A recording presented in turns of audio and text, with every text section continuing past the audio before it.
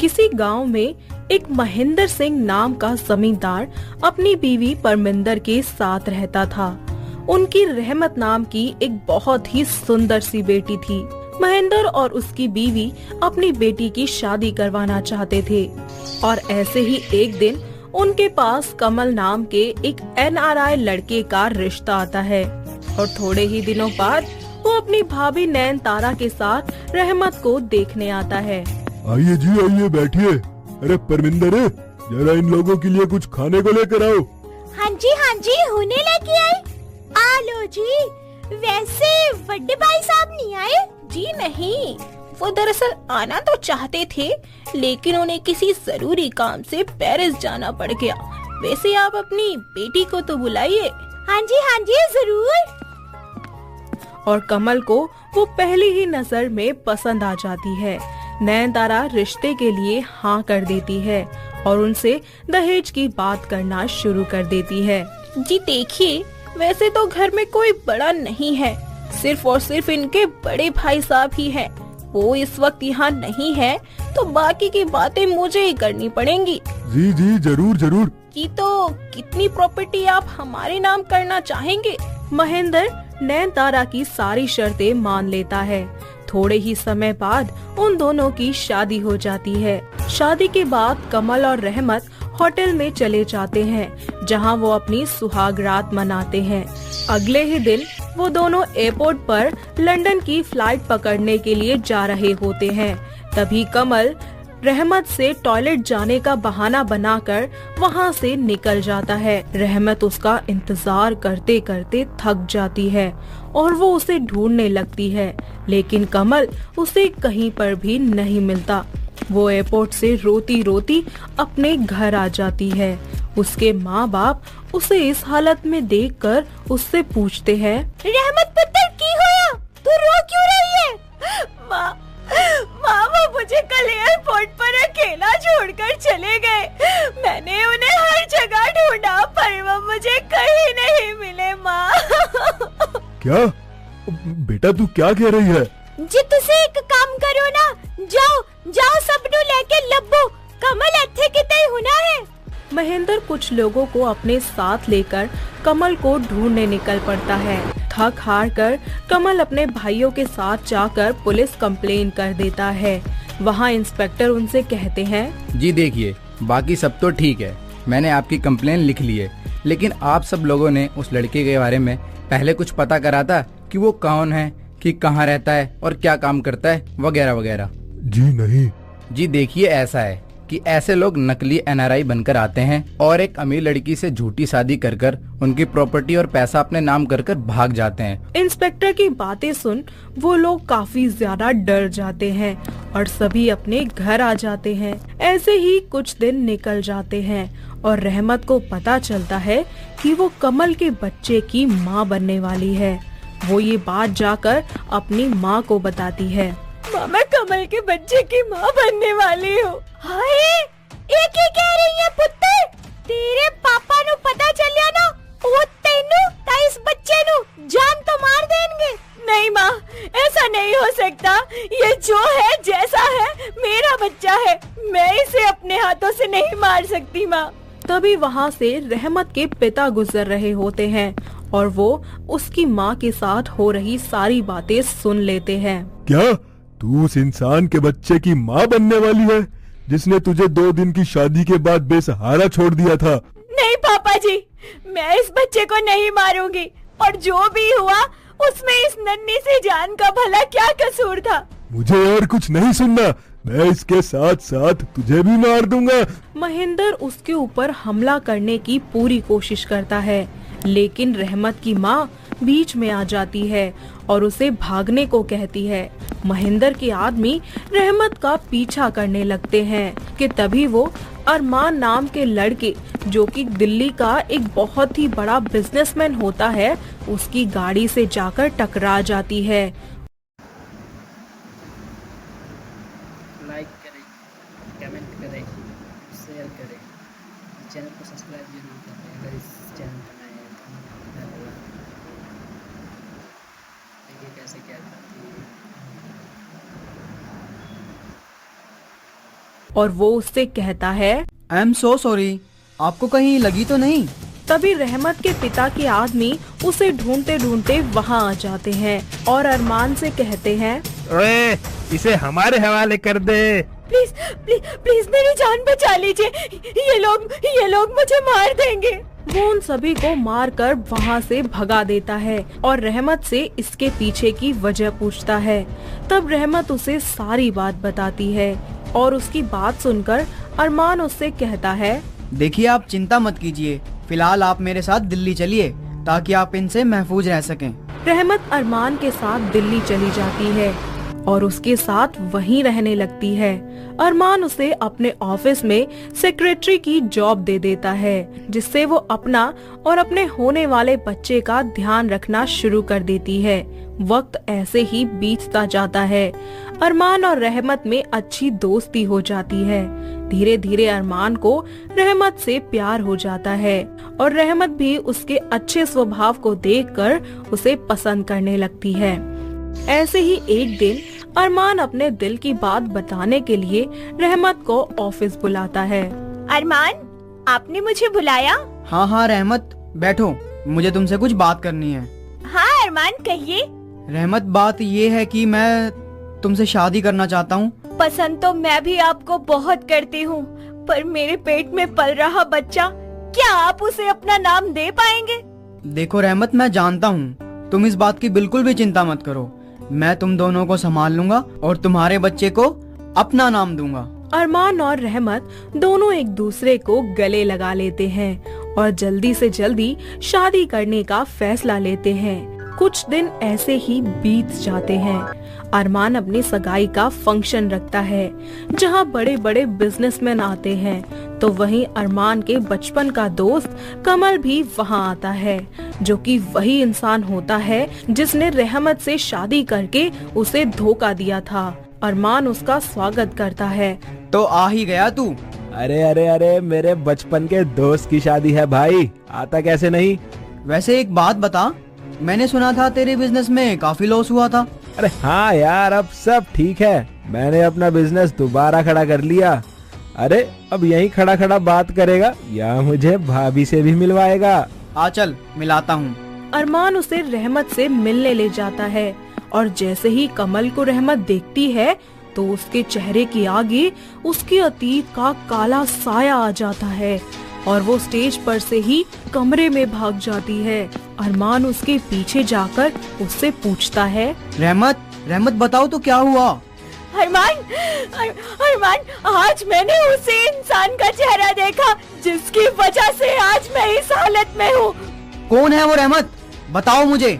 वो और कोई नहीं, आपके बचपन का दोस्त कमल है। कमल की सच्चाई जानकर अरमान आग बबूला हो जाता है और वो तुरंत नीचे जाता है। ऐसे में वो कमल की खूब पिटाई करता है और कमल एकदम से उसे पीछे धकेल कर उससे पूछता है, अरे यार, आखिर बात क्या है? तू मुझे मार क्यों रहा है? मुझे शर्म आती है कि तू मेरा दोस्त है। तूने रहमत से बस इसलिए शादी की ताकि उसका पैसा और प्रॉपर्टीज हथिया सके। जानता भी है वो तेरे बच्चे की माँ बनने वाली है। सच जानने के बाद अरमान अपने दोस्त पर कोर्ट में मुकदमा दायर कर देता है। अदालत उसे धोखाधड़ी और रहमत की जिंदगी के साथ खिलवाड़ करने के लिए 10 साल की सजा सुनाती है। ऐसे ही वक्त बीतता जाता है। रहमत और अरमान एक दूसरे से शादी कर लेते हैं और थोड़े ही समय बाद रहमत एक बहुत ही प्यारी सी बेटी को जन्म देती है और फिर सब मिलकर एक साथ खुशी खुशी रहने लगते हैं। एक शादी में दुख और दूसरी शादी में सुख। शर्मा परिवार में उनके घर की सबसे बड़ी बहू का स्वागत आज बड़े ही धूमधाम से किया गया है। किरण और अमन की शादी को लेकर घर में सब लोग काफी खुश थे। अरे बधाई हो सुमित्रा बहन, आखिर आपके घर में बहू जो आई है। हाँ भाई हाँ, आप सभी का धन्यवाद। आइए आइए, दुल्हन से मिल लीजिए। माँ जी, ये सब आप कल कर लीजिएगा, अभी मैं बहुत थक गई हूँ। मैं अपने कमरे में सोने जा रही हूँ। अरे बहू, ज्यादा वक्त नहीं लगेगा, बस सब लोग आएंगे, तुझे देखेंगे और फिर आशीर्वाद देके चले जाएंगे। हाँ हाँ, चलो बहू अब मुंह दिखाई करते हैं। नहीं नहीं माँ जी, इन सब में बहुत वक्त लग जाएगा। मुझसे ये सब नहीं होता। आप ये सब कल कर लीजिएगा। थोड़ी देर बैठ जाओ ना, सब लोग आए हैं पड़ोस से तुम्हें मिलने के लिए। तुम्हें बैठना है तो बैठो, मैं तो जा रही हूँ। अरे सुनो तो। अमन बोलता रह जाता है और किरण बिना कुछ सुने ही वहाँ से चली जाती है। लगता है कि मेरी बहू थक गई है। लाइक करें, कमेंट करें, शेयर करें, चैनल को सब्सक्राइब जरूर करें अगर इस चैनल पर नए हैं तो। धन्यवाद। देखिए कैसे क्या करती है। आजकल की लड़कियां ना बहुत कमजोर हो गई हैं। आइए आप लोग मिठाई खाइए।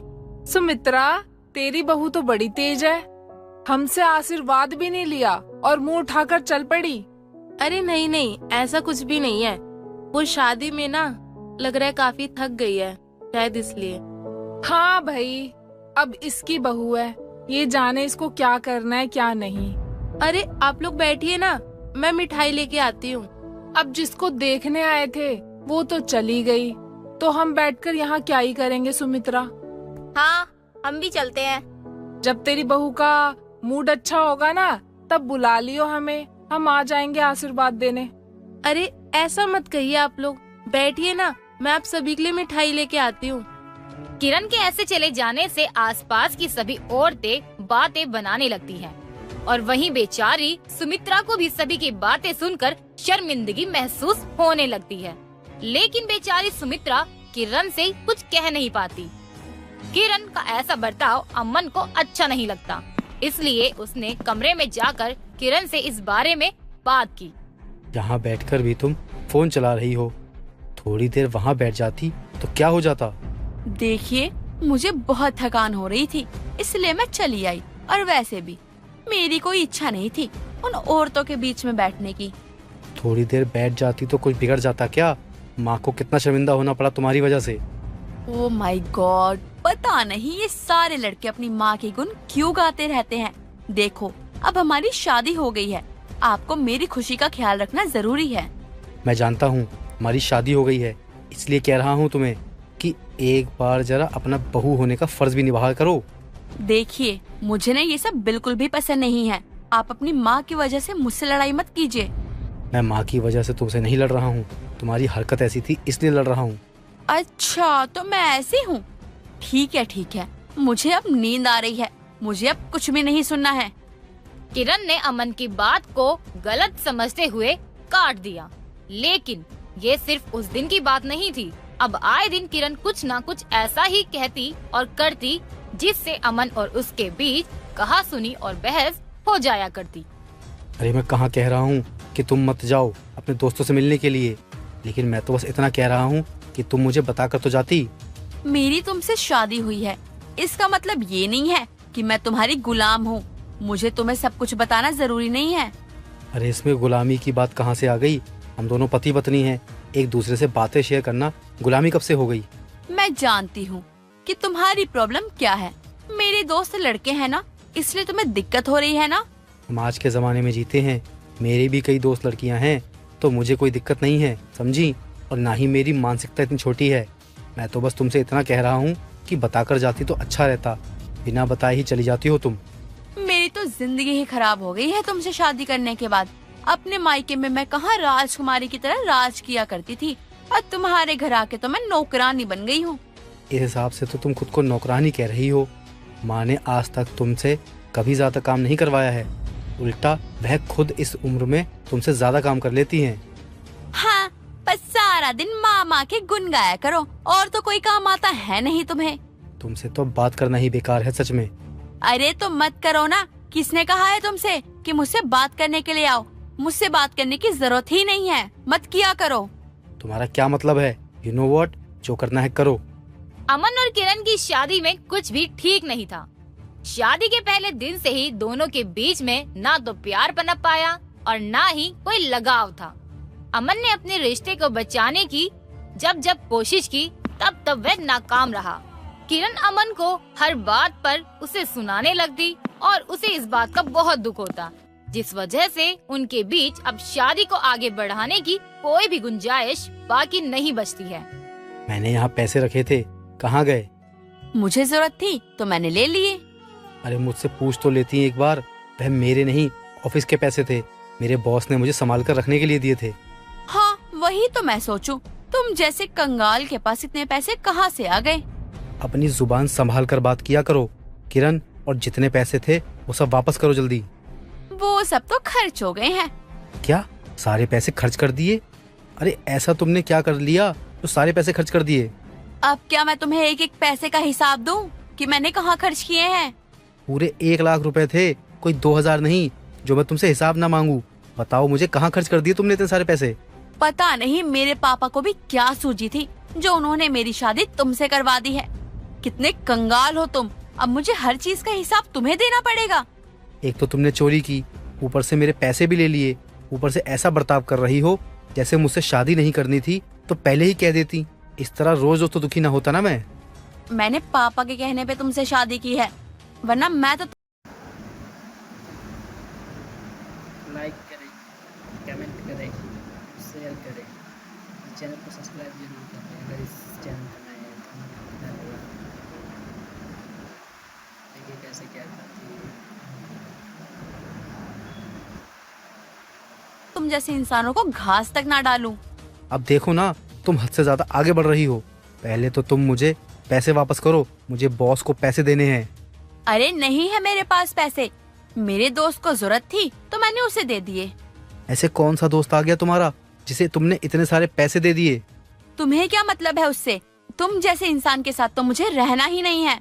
तुम्हें क्या मेरे साथ नहीं रहना है? अरे अब मुझे भी तुम्हारे साथ नहीं रहना है, मुझे तलाक चाहिए, तलाक। हाँ तो ले लो ना तलाक, मुझे कोई फर्क नहीं पड़ता, मैं जा रही हूँ यहाँ से। चली जाओ जहाँ जाना है, जाओ, और फिर कभी वापस अपनी शक्ल मत दिखाना मुझे। जिंदगी में मुझे तुमने जितना दुख दिया है ना, शायद मैं कभी इस चीज से उबर भी ना पाऊँ। अमन और किरण ने आखिरकार अपना रिश्ता खत्म कर ही लिया। वैसे भी उस रिश्ते में कभी प्यार और लगाव तो था ही नहीं, इसलिए शादी का होना न होना एक बराबर था। लेकिन इस चीज से अमन के मन पर बहुत ही ज्यादा गहरा असर पड़ता है, जिस वजह से अब वह दूसरी बार किसी भी रिश्ते में बंधने के लिए तैयार नहीं था। अमन बेटा, ऐसा कैसे चलेगा बेटा? तेरी शादी को टूटे पूरे 1 साल हो गए हैं और तू सभी रिश्ते के लिए मना कर देता है। ऐसा क्यों करता है बेटा तू? माँ, मैं उस चीज से अभी तक उबर नहीं पाया हूँ, और क्या उम्मीद है कि मुझे दूसरी शादी में सुख मिलेगा? बेटा, जीवन में सुख दुख तो आते रहते हैं, लेकिन इसका मतलब ये तो नहीं कि तू उम्मीद लगाना छोड़ दे। मैं जानती हूँ कि तेरी पहली शादी में तुझे कोई सुख नहीं मिला, लेकिन तू उम्मीद लगाना तो मत छोड़। माँ, मुझे नहीं लगता है कि मैं एक और शादी के लिए अभी तैयार हूँ। बेटा, अब मेरी उम्र हो गई है और मेरी तबीयत भी खराब रहती है। अब मुझसे ना ये घर का काम नहीं हो पाएगा बेटा, तो तुझे कुछ सोचना चाहिए ना बेटा। मैं तो बस यही चाहूंगी कि मेरे मरने से पहले ना तेरा घर बस जाए, नहीं तो मेरी आत्मा बहुत कल्पेगी।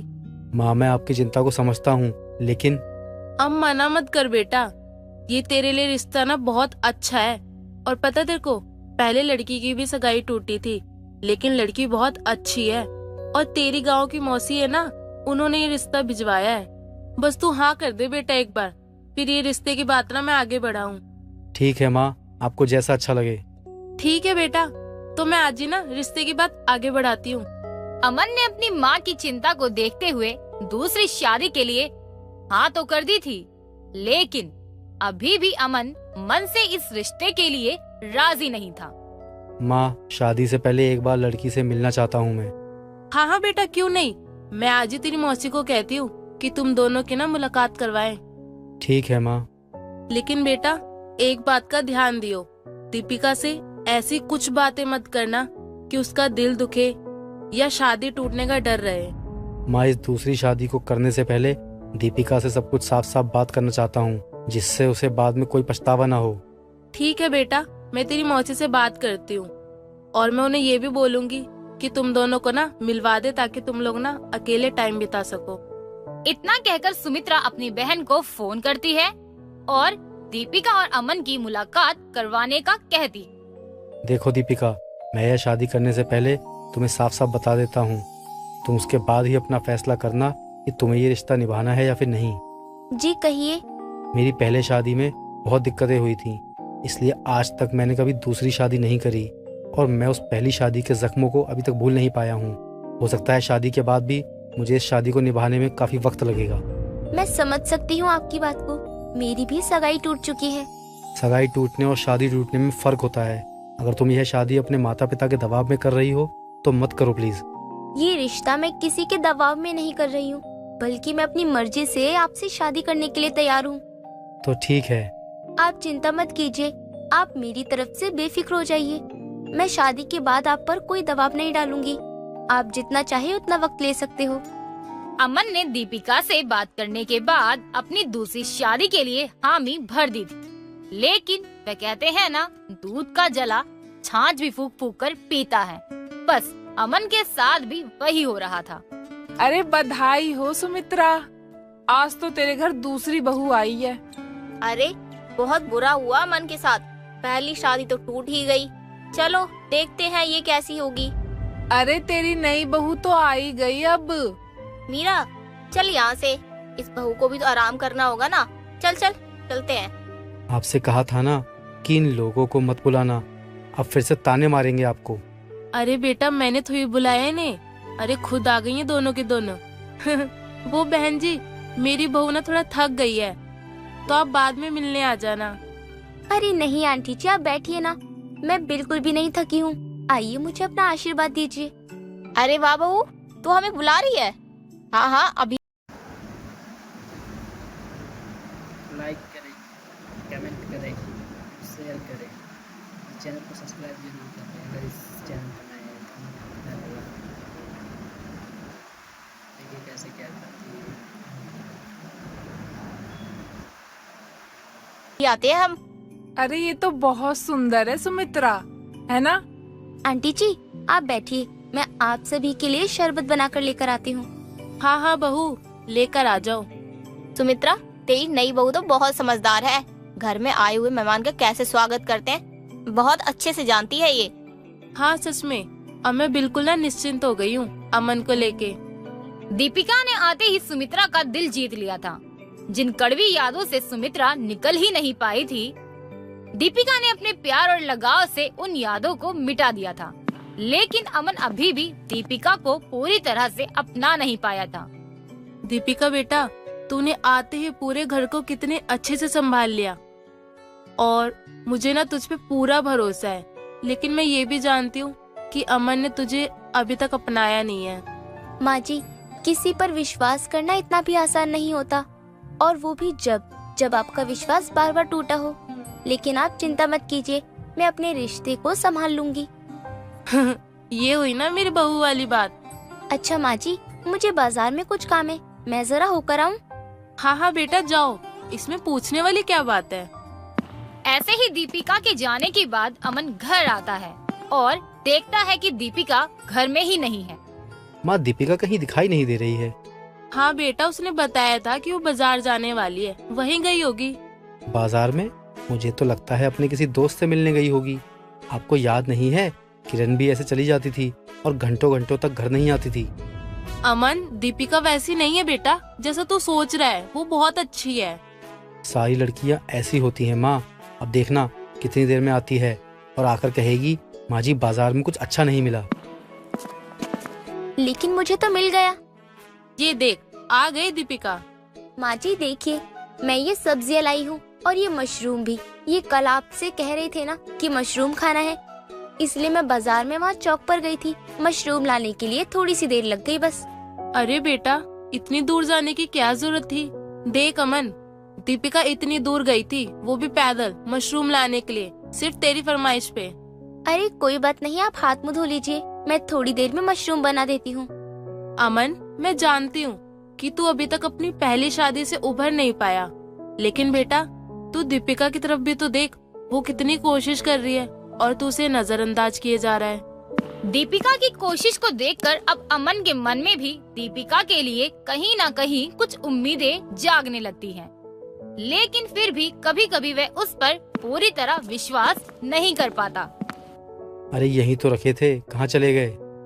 क्या ढूंढ रहे हो आप? मैंने यहाँ पैसे रखे थे, अब मिल नहीं रहे। हाँ, वो पैसे मैंने ले लिए थे। तुम्हें पैसे अगर चाहिए थे तो मुझसे मांग लेती, मैं दे देता। तुम लड़कियों की चोरी करने की आदत क्यों है? किसे देने थे तुम्हें इतने पैसे? अपने दोस्त को या फिर अपने किसी और को? पता नहीं क्या किस्मत है मेरी, हर बार मेरे साथ ही ऐसा क्यों होता है? अरे वो पैसे तो मैंने अलमारी के लॉकर में रखे थे। यहाँ काम करने वाली पोंछा लगा रही थी ना, तो मैंने संभाल कर लॉकर में रख दिए। ये लीजिए चाबी और ले लीजिए। अमन लॉकर को खोलता है तो सारे पैसे वहीं पड़े थे। अमन को खुद पर शर्मिंदगी होती है कि उसने बिना सोचे जाने दीपिका को इतना सब कैसे कह दिया। मुझे चोरी करने की आदत नहीं है। आज के बाद मैं आपकी किसी भी चीज को हाथ नहीं लगाऊंगी। सॉरी, मेरा मतलब वो नहीं था। अगर आपको मुझ पर भरोसा नहीं है तो आप अपनी अलमारी को ताला लगा कर रख दीजिए। अरे दीपिका, मेरी बात तो सुनो। अमन की बातों से दीपिका को बहुत बुरा लगा। उसने पूरे दिन अमन से बात तक नहीं की। अमन को भी अब अपनी गलती का एहसास हो रहा था, लेकिन वो दीपिका को मना नहीं पा रहा था। माँ, मुझे एक ताला देना जरा। क्यों? क्या करेगा ताले का? मुझे अपनी अलमारी पर लगाना है। ये तो सच में ताला लगा रही है। इन्हें अभी तक मुझ पर विश्वास नहीं हुआ। अरे अलमारी पे ताला क्यों लगा रहा है तू? मेरी बहुत सारी कीमती चीजें पड़ी हैं उस अलमारी में, आप बस ताला ला दीजिए मुझे। अमन अलमारी को ताला लगाकर आता है और चाबी लाकर दीपिका के हाथ में रख देता है। अरे आप ये चाबी मुझे क्यों दे रहे हो? आज से मेरी हर कीमती चीज पर तुम्हारा हक है दीपिका। इस चाबी के साथ मैं तुम्हें अपना विश्वास भी दे रहा हूँ।